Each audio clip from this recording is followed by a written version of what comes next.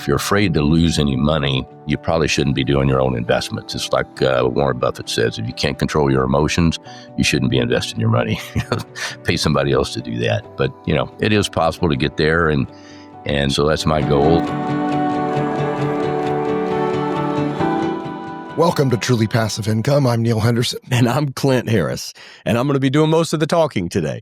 Our guest today is somebody we're really excited about. We've got Dr. Tyson Cobb here. Today's guest, he's a semi-retired orthopedic surgeon who turned real estate investor.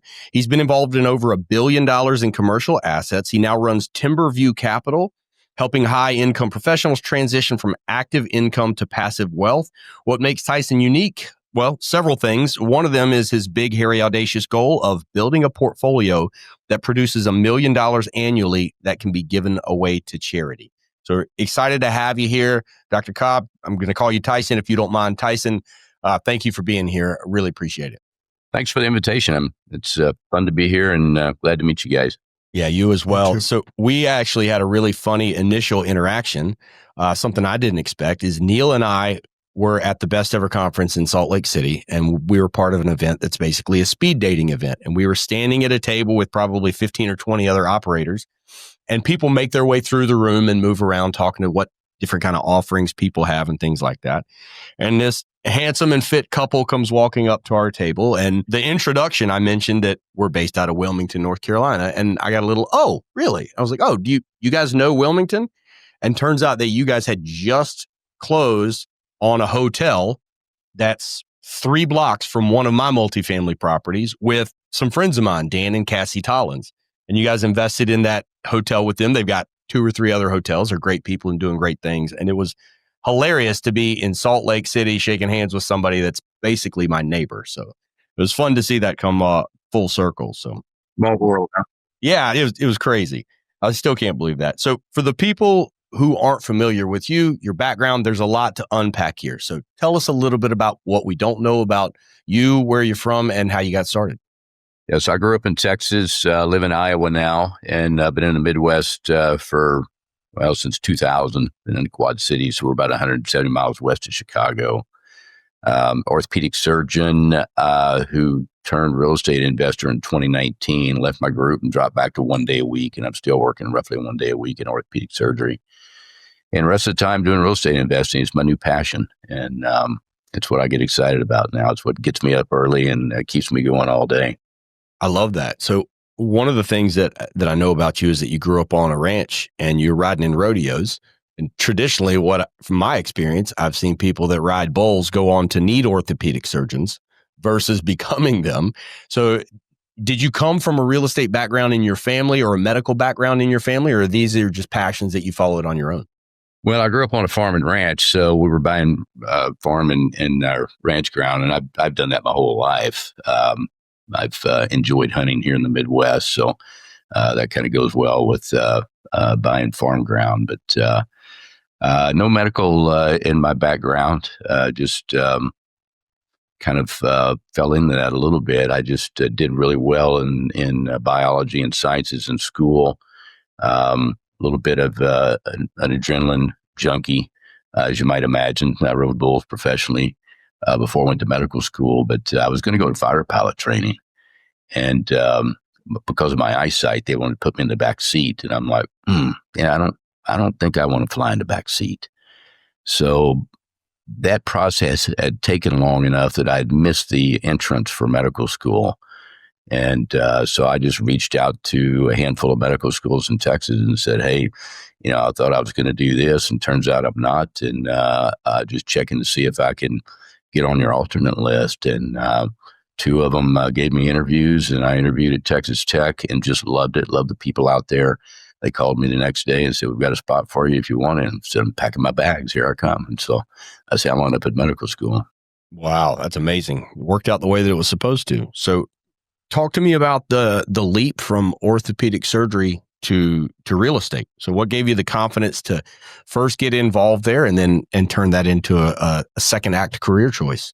Yeah. So as you know, real estate really works well as a team sport. But as you also know, with your background, surgeons tend to be lone wolves a bit. And so that was one of the toughest transitions, is just, opening my eyes to the fact that you just do so much better in this industry if you're in groups. And so I started initially, I just knew a guy who was doing some triple net investing, and he introduced me to some people, bought a gas station / convenience store, JV'd with him with another one, and then bought a third, and then moved into a bunch of groups and educational groups and masterminds, and just started learning the industry and meeting people.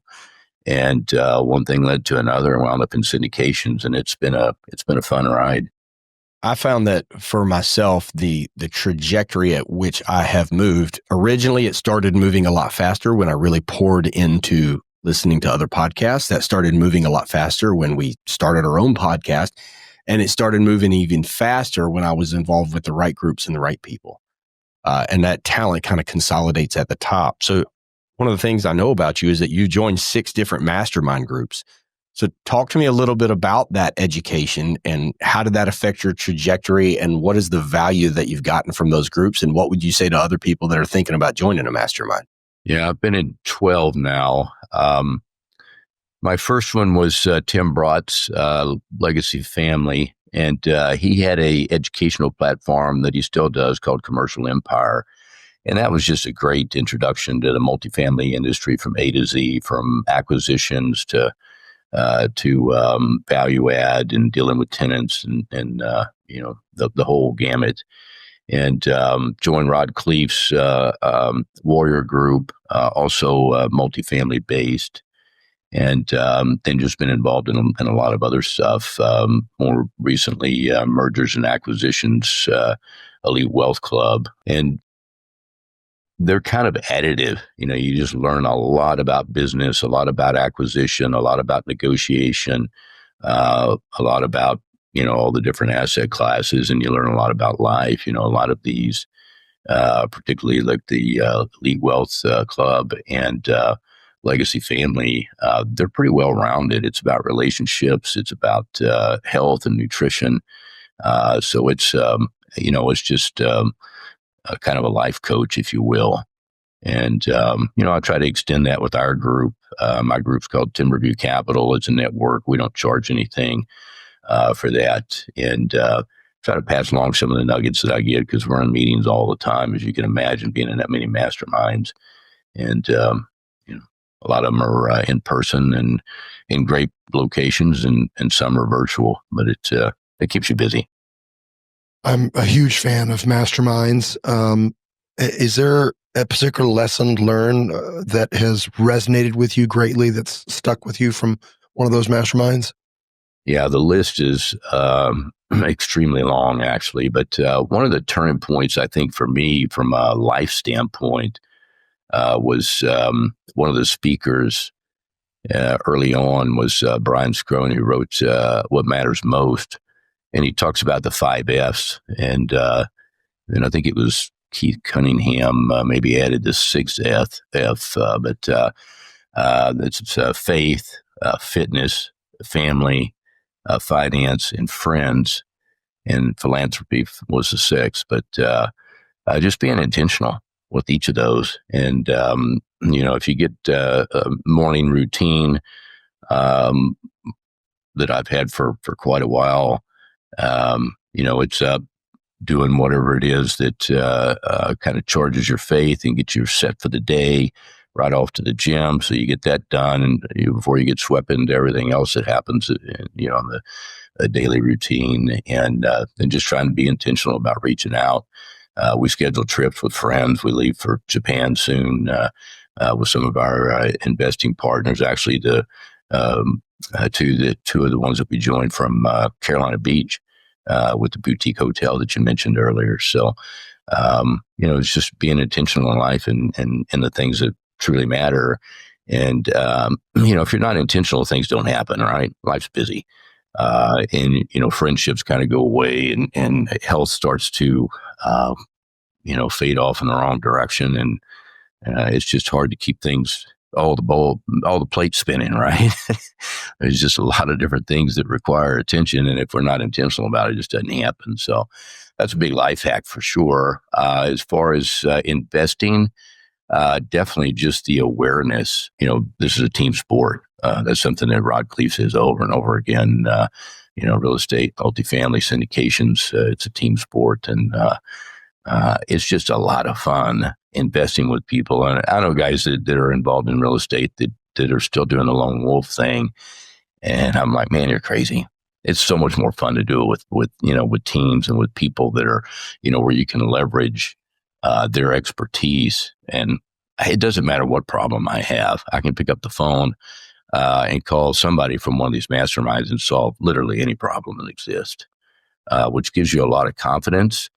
And it takes some of the mystery away, and it just makes you push forward with a lot more aggression, and you scale so much faster than doing this stuff on your own. So, even the guys that aren't doing it full time, like the investors in our group, Timberview Capital,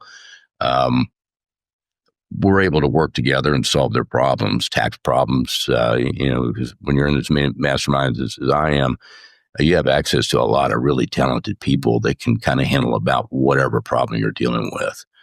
And there's just a ton of levers that can be pulled to mitigate taxes that most CPAs don't know anything about. And when you're in all these groups, CPAs are like physicians. They all have their specialty and they all have their skill set. And in the same way, you're not going to go to your cardiologist for a hip fracture. Same deal. I mean, when most CPAs are just there to file your taxes and tell you how big of a check to write. But there's a few of them out there that are there from an educational standpoint, a coaching standpoint. So, if you have contact with those people and spend a little bit of money, and you get that back 100-fold or more, just meet with these people and they help you pull the right levers and go down the right road. There's a lot to unpack there, and you're hitting on a lot of the lessons that I feel like I've learned over the last couple of years. That I still have a lot to learn, but I think for me, one of the biggest things that I've learned out of being in the right groups with the right people is, I think what you're saying is it's the relationship equity, the relationships that you're building. And there's not a week that goes by that I don't mention the book, Who Not How, by Ben King and Dan Sullivan, because I used to hit myself with, how do I solve all these problems? How do I do this? And how do I do that? And I've gotten to the point where that's not the question. The question is, who do I know that's better at this than I am, that I can pick up the phone and we can time warp through this problem and get to a solution significantly faster. And I love what you just said about, look, there's a big difference in a CPA and a tax strategist. They're not the same thing. A CPA will take your information and file it. You want something, you need someone telling the CPA how to do it or how to do it the right way. There's a huge difference there. And I had a conversation with my wife this morning about several things that we need to try to get intentional about. And this is resonating with me. I had a big moment on Friday, actually. Big moment for me is I left medical sales in November of 2022. And I've been doing professional commercial real estate investing ever since. And on Friday, I hit a goal that I've been working for a long time of losing 50 pounds. Which I didn't even know I had 50 pounds. That last 5 to 10 was really hard. But the reason I did that is because I've got an early morning workout group that are better at it than I am, that keep me motivated, that we have a tribe that we've leaned into, and the conversations that happen and the encouragement that comes out of that has really impacted my life in a serious way. And that only comes from being intentional and having people to hold me accountable. When I struggled with that initially, about changing those schedule patterns of being up that early and getting in where I need to be. And that only comes from surrounding yourself with people that are better at it than I am, right? That's where that came from. You also said something that's really big that I want to circle back to. I would like to end this interview, not now, but eventually, on what you're trying to do intentionally in terms of charity work. And I've got a 5-year-old and a 2-year-old, 2 little boys, and my wife and I, they've got their own little businesses started selling honey from our beehives and sea salt that we make from the ocean. And we are trying to get to the point where we can be intentional about having a family purpose that we lean into, that is creating good for the community around us and hopefully affecting people in a way that has eternal significance. That also is creating a legacy for my family. So that's something I definitely want to lean into. But there's a couple more things that I don't want to leave stones unturned before that. And I know that one of the things you mentioned is that you were plotting your personal finances and you saw a dramatic increase in the wealth that you grew once you added real estate to that. So tell us what that looked like, kind of taking the responsibility of looking at your own personal finances and seeing the before and after of plugging in active or passive syndication investments into that. What does that look like for you? So that light bulb came on when my banker reached out and wanted an updated personal financial statement, which we do every year. And I'm in my computer searching for last year so I can update it. And I see all these different ones that are just labeled by year. And I thought to myself, I know real estate has had a dramatic change in my net worth, the velocity of the growth. And so I thought that'd be kind of fun. I'm just going to pull a bunch of these out and plot that.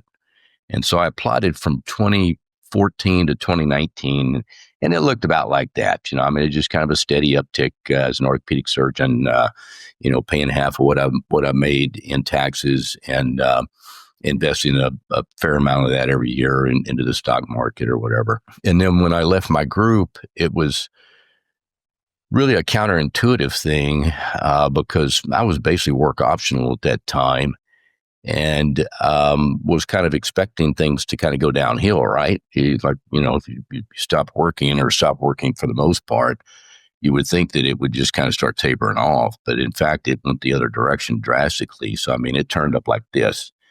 And then when I got to syndications, it even peaked up more.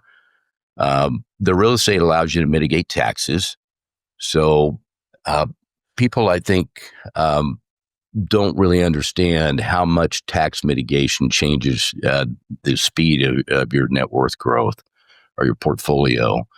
So just to play that out and kind of play the video forward, if you will, if you take an investment, we do some discounted rollovers for Roths. So to do that, you take a self-directed IRA. If you don't have one, a lot of times what you do have can be converted, and we have people that can help you with that. It's not terribly complicated, but your own custodian may not be able to handle it. So kind of back to what we talked about earlier, specialist. And let's say you put $100,000 from your self-directed into a syndicated investment in real estate or buying businesses or whatever, just something that you're not in control of, right? You're an LP, limited partner. And many of these will wind up taking a paper discount, if you will, just because of the nature of taking that liquid 100,000 and putting it into an investment.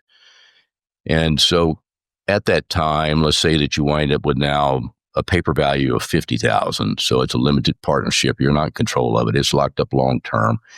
And now you can roll it into a Roth account, and that creates a taxable event. So if you're in but it goes in at 50,000 because it's discounted on paper. And if you're in the 37% tax bracket, that's about 18.5 that you're going to have to write a check for this time next year. But once you put it in the Roth, you don't ever pay taxes on that again. And so that portfolio grows. Your self-directed account is growing tax deferred, but your Roth account is growing tax free. And there's not a lot of tax free stuff out there. Now you can make it tax free if you're kind of dedicated to the process and just stay ahead of it. But in the case of the Roth, it's truly growing tax free. So let's say that you average a 2x equity multiple, which isn't really that difficult. It's been difficult the last 12 months because of what we've just gone through. But prior to that, and spring's coming again. So if you average a 2x equity multiple, and let's say you do 5 rotations, 4 additional investments after the one that we're putting in now, that gets you to 3.2 million from 100,000. because 1 becomes 2, 2 becomes 4, 4 becomes 8, 16, 32. So you're at 3.2 million, and let's say you retire at that point and you take your money out. If it's in a Roth, that goes in your pocket. You don't owe the IRS anything. You've already paid taxes. You pay taxes on the seed rather than the fruit. If you'd have left that in a self-directed account and you're still at 37%, you're going to lose a third of it to taxes. And if you live in California or somewhere like that, it's going to be a lot more because you're paying state taxes on that as well. So, you're going to lose a third to half of that investment. And so when you look at exponential growth, it's a lot easier to get there if you're in investments where you're mitigating the taxes. So I've got a self-directed 401k now. I've got a self-directed IRA, and I have a self-directed Roth, and I've place those into different offerings outside of Nomad. I can't put them into our deals because it's called commingling and it's illegal. The narrative that I've always heard is like, okay, say there's $100,000 in a Roth account, you're investing that and that is growing tax-free. If you got $100,000 in a self-directed IRA, you're going to be paying taxes on that eventually. But the narrative has always been, well, by then you're going to be in a lower tax bracket. And so it's kind of, you kind of justify it that way. But what you're saying is if I want to take that $100,000 up until this conversation, my understanding has been if I want to convert that over to Roth, I got to pay a big chunk of taxes on that, 35 grand or something like that. What you're saying is that you're actually adjusting the basis on that self-directed IRA by putting it into an investment first so that it's a paper loss. And the basis for that $100,000 is now 50. And so I'm paying 18 and a half instead of 35 because the basis is down. I do that one time. That's multiplying throughout the end of the deal. So by the time that deal goes full cycle, it goes paid out back into a Roth account, which I will never pay taxes on again. I can't touch it till I'm 59 and a half. But everything after that is a completely tax-free, not deferred, a tax-free rollover. And I love the analogy of paying tax on the seed and not on the fruit. So that's what we're talking about is you can shave the basis down of that money legally by putting it into an investment first and then converting it. And that breaks the cycle of one day paying on taxes and just hoping that later in life, I'm in a lower tax bracket and maybe I make up for it on the back end. And that doesn't sound fun at all. No, that sounds like a bill that nobody wants when they're in their 60s. Yeah, so I mean, if your financial advisor is telling you you're going to be in a lower tax bracket, you need a different advisor because you need to be making more money, not less, right? That's exactly right. I love that. I want to dig in. We should probably have a longer conversation about that at another point in time, and I probably need to get on the Timberview Capital website and look at what your mastermind event looks like. All right, let's make a switch here. You're working towards a goal of giving away $1 million annually to causes that you care about. So what's the strategy behind building that kind of portfolio? What metrics do you track to know that you're getting closer? And I'd love to hear about some of the philanthropic things that you're passionate about. Well, you go through different seasons in life, first of all. When I left my group in 2019, I was working on a farm that I owned in Iowa quite a bit and just enjoying it. I was back to my roots. I was driving tractors and doing all that type of stuff, And it didn't take too long before I just kind of woke up one day and I'm like, I'm doing stuff that I can hire somebody for 15 or 20 bucks an hour to do. And, it's a little like the parable of the talents. We're all functioning, regardless of how well we're doing, we're all functioning below what we're capable of, right? Because the simple fact of the matter is we can just do a ton more than what we actually do. And back to the author you mentioned earlier, Sullivan, they wrote the book, 10X is easier than 2X. And it's such a beautiful concept. And it's really what made my transition the way that it was, because it was just paradigm shift. But, I just felt like I needed to be doing more. So I joined the board of a couple of kids camp. One of them is Camp Shalom. That's just your standard summer kids camp that provides a Christian based environment for kids to go meet other Christian kids and learn about Word of God. The other one's Wildwood, and it's also here in Iowa. And this is for kids at risk. So the kids are referred in by social workers or other institutions.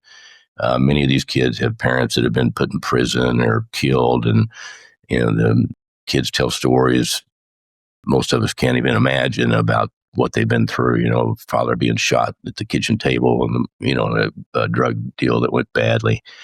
But at any rate, they check these kids out, and if they seem to fit the characteristics and so forth, then they accept them in, and there's no charge to the family. Most of them couldn't pay even if they did, and they take them on for a 10-year period. So they try to get them when they're about 8, and stay with them all the way through high school. And they're basically just trying to transform the trajectory of these kids' lives. And so started getting involved in things like that, and kind of helping raise money on that end of the spectrum as well. And over time, when you're in these masterminds, there's a lot of people that are doing very, very well and give a ton of money away. And I just remember someone talking one day that their goal was to give 100,000 this year. And I thought to myself, well, there's no reason I couldn't give 100,000. And then I heard about the program where you can basically donate land before you sell it. And so I donated a chunk of land, and it saves the capital gains basically. So you're not having to pay capital gains on that. So the charity gets the 100% of it. And I was talking to some friends one night, and we were talking about that. I'm like, if you could do 100,000, why can't we do $1 million a year? It's just a number, right? It's just a number. And it's in the same way that you can accelerate your net worth growth with that mindset of it's just a number. Obviously, you just need to add a couple zeros on the end of that if you want to accelerate it to the level where you can give $1 million a year away. But the thing that I've noticed is you get in more and more of these investments, and many of my investments are LP investments, so they don't take any of my time. And you just get that J curve, just like I mentioned earlier. When 1 becomes 2, it's not terribly exciting, and when 2 becomes 4, it's a little more exciting. But when 16 becomes 3.2 million, now you're getting excited, right? And it just keeps growing from there as long as you're getting in the right kind of investments. And they don't all do well. You guys know that. And all the listeners need to be aware of that too. I mean, if you're afraid to lose any money, you probably shouldn't be doing your own investments. It's like Warren Buffett says, if you can't control your emotions, you shouldn't be investing your money. Pay somebody else to do that. But it is possible to get there. And so that's my goal, and it's contracted a little bit recently with respect to the cash payments, but the intrinsic value on the properties are all still there. You're just riding through a tight spot. We're going through winter, and you lose a little weight when you go through winter. It's okay. Spring's coming, and it's going to be good again. Just got to have that faith. It's like Martin Luther King says. You don't have to see the top of the stairs. Just take the first step, and the rest of it will be revealed to you, right? All right, let me see if I can ask this question. So you've invested in everything from vineyards to car washes to boutique hotels and medical offices. How do you personally vet those niche asset classes, and what makes a deal go from interesting to investable? Well, it's the team. It's like a guy told me when I first started moving into this industry of investments. He said if I had an hour to vet a deal, I'd spend 55 minutes on a team. So that's where I start. What have they done? Who are they? Research them as much as you can. Talk to people, and look at their numbers. And if they haven't done anything and they're not teaming up with somebody that's been there and done that, it's probably a pretty dangerous investment. It's like the guy that says, "Oh, I tried that," with my uncle. Well, no wonder things didn't go well, right? You need somebody that's has some experience with it. So, and you can't get experience without actually doing it by joining all these masterminds. So now you have all these people advising you. So I'm not saying it can't be done, but it's just a lot safer investment if you're investing with people that that had been there and done that and have a good track record. And then, you research the deal and see how much meat's left on the bone, and how difficult is it to, to make the business plan real. Some of the lifts are so easy. For example, we added bulk Wi-Fi to one of our 200 unit multifamily. And the way that works is you just go in and say, okay, well, the average person here is paying $65 a month. And so, we just do a bulk, and whoever the supplier is goes from having 200 or whatever percentage of that they have. That they don't all, they obviously don't have that because they're using different providers. So, in our case, I think they had 40. I think they had 40 tenants that were their clients. And when we negotiated this deal, we get them for an extreme discount. But then they go from 40 tenants to one. It's just us. We're writing them a check, but not for 40 units, for 200. And so it's truly a win-win. We can also supply that to the tenants for less than what most of them were paying.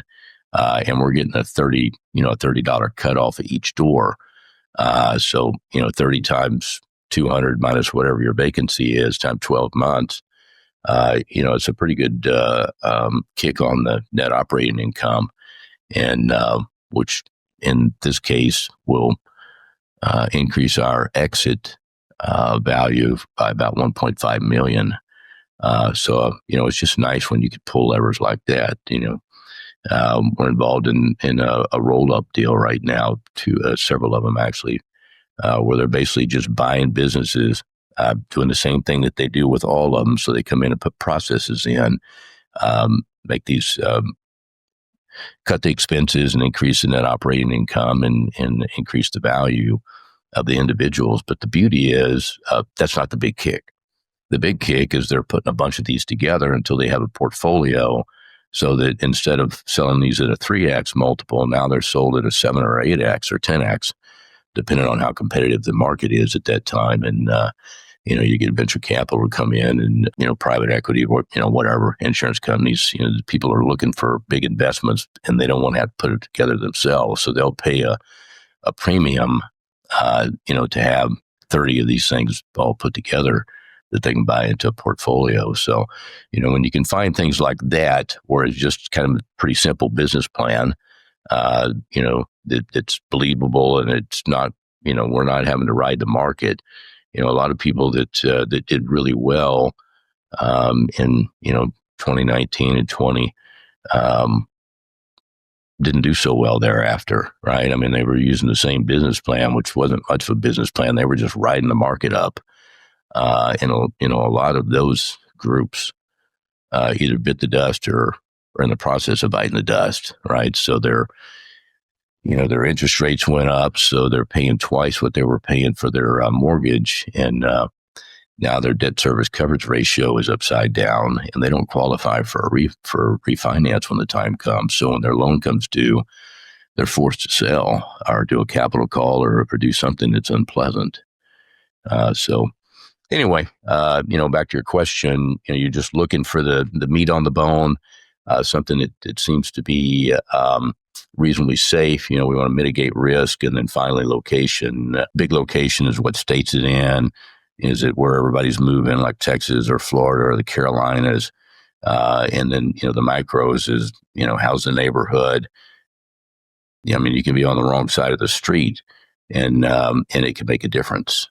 So you just have to research all those things and know it. And it's, sometimes you have to be there, and a lot of times you can just do it on Google Earth. Just look at the cars, and does this look like a place that you want to hang out at night, or does it make you feel like you need to be packing? So if you just want to check all those boxes and make sure there's not a red flag there that you can't live with. Well, Tyson, I've thoroughly enjoyed listening mostly to you and Clint have this conversation today. But the question we try to ask every one of our guests is there a book that you find yourself recommending more often than not to your friends and colleagues? Well, I love 10X is Easier Than 2X. If you haven't read that, everybody should read that book. And then I love What Matters Most. I mean, it's a short read. I mean, you can knock that out in an afternoon, and it's a pretty simple concept. But if you don't apply it, you just tend to kind of things slip away from you in life. So as long as you have that mindset and try to do that on a daily basis or a weekly, you can't do all these things every day because the days just get away from you, but you can catch up on Saturday and do whatever needs to be done, right? And so I think those are two good ones. We've got a long reading list on our website, timberviewcapital.com. So if you want to see all the ones I recommend, that would be a good place to look. That's where we'll be headed as soon as we get off this. Well, Tyson, Dr. Cobb, I'm sorry, old habits die hard, and you certainly deserve the respect. If people want to hear more about you and what you're up to, or more about Timberview Capital, what would be the best way for them to do that? Timberviewcapital.com is our website. You can schedule a call there.